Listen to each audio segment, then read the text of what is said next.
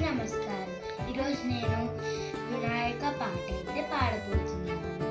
వినాయక నీ మూర్తికే మా మొదటి ప్రణామం. నువ్వు కొలువున్న మా మనసే నిరతం ఆనందధామం. వినాయక నీ మూర్తికే మా మొదటి ప్రణామం.